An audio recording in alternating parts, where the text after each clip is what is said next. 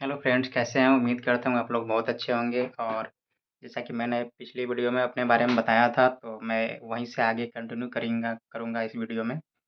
और साथ में मैं आपको बता दूँ कि वीडियो को देखने के बाद कंप्लीटली लाइक और सब्सक्राइब करना ना भूलें, ताकि मुझे भी मोटिवेशन मिलता रहे।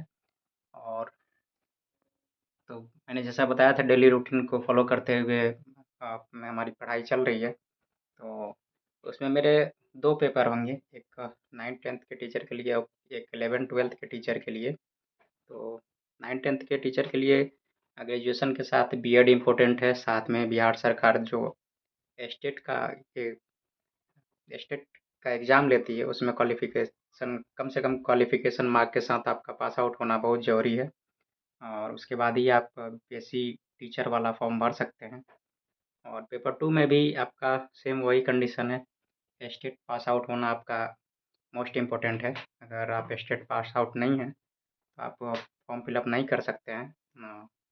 उसके बाद मैं पेपर 1 का आपको सिलेबस बता दूँ। इसमें मैं सोशल से हूँ, एसएसटी मेरा सब्जेक्ट होगा, तो इसमें मुझे 2 पेपर कम से कम पढ़ने होंगे। जैसे कि मेरा मेन सब्जेक्ट जो होगा 80 मार्क्स का, उसमें 2 सब्जेक्ट आएँगे। एक मैंने हिस्ट्री ले रखा है और पॉलिटिकल साइंस मैंने ले रखा है। और मेरे पास ज्योग्राफ़ी का भी ऑप्शन था, तो मैंने पॉलिटिकल और हिस्ट्री चूज़ किया है। इन तीनों में से कोई 2 आप ले सकते हैं। लेकिन एक हिस्ट्री या ज्योग्राफ़ी के साथ पॉलिटिकल होना चाहिए, हिस्ट्री या ज्योग्राफ़ी में से कोई एक होना चाहिए। तो और 40 मार्क्स का 80 मार्क्स का और 40 मार्क्स का जो जनरल पेपर का सिलेबस होता है, वो आपको 5 पार्ट्स में मिलेगा। 5 पार्ट्स उसके होंगे। पहले पार्ट्स में आपका 8 मार्क्स का मैथमेटिक्स होगा। और दूसरे पार्ट में आपका साइंस होगा। सारे के सारे 8-8 मार्क के होंगे, 5 पार्ट का।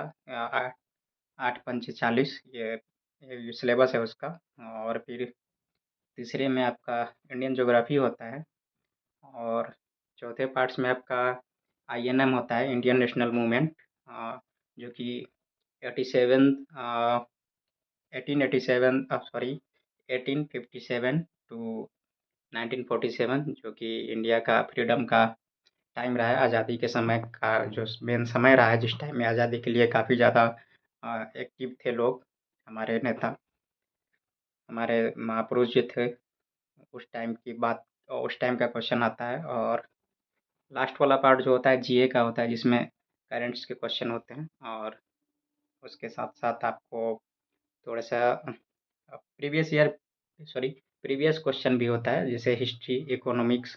लेकिन वो जीए का होता है, करंट से रिलेटेड क्वेश्चन होता है, तो वो 8 मार्क्स का होता है। तो 180 प्लस 40 120 हो गए। और उसके बाद फिर 30 मार्क्स का टोटल एग्ज़ाम 150 का होता है। और फिर 30 मार्क्स का लैंग्वेज पेपर होता है। लैंग्वेज पेपर में 2 सब्जेक्ट होते हैं, हिंदी और इंग्लिश। जिसमें हिंदी का वेटेज ज़्यादा है, 30 मार्क्स में 22 मार्क्स के आपके हिंदी होते हैं।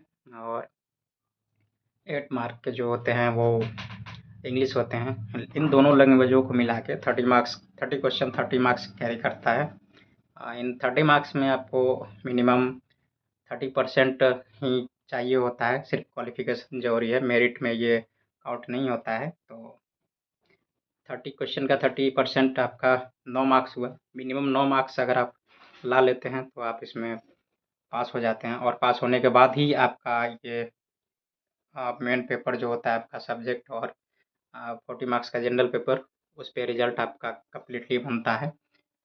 अगर आप लैंग्वेज पेपर में कहीं फेल कर जाते हैं, तो फिर आपका रिजल्ट कितना भी अच्छा हो, उधर आपने कितना भी अच्छा स्कोर कर रखा हो, उसका कोई मतलब नहीं होता है। क्योंकि ये रूल ही है कि लैंग्वेज में आपका पास होना बहुत ज़रूरी है। लैंग्वेज अगर आप पास होते हैं, तभी आपके आगे की रिजल्ट को चेक किया जाएगा।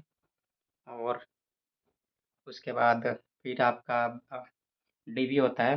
और डीवी में आपके जो भी डॉक्यूमेंट्स होते हैं, मैट्रिक, इंटर, अगर आप बीसी कैटेगरी हैं, जैसा कि बिहार सरकार कैटेगरी डिवाइड कर रखा है कास्ट का, तो बीसी कैटेगरी हैं तो आपका बीसी का सर्टिफिकेट और ग्रेजुएशन और मैट्रिकुलेशन और 10+2 साथ में बीएड, इन सब का ओरिजिनल डॉक्यूमेंट्स लेके आपको वेरिफिकेशन में जाना पड़ता है। और वहाँ वेरिफिकेशन में आपका डॉक्यूमेंट वेरीफाई करके आपका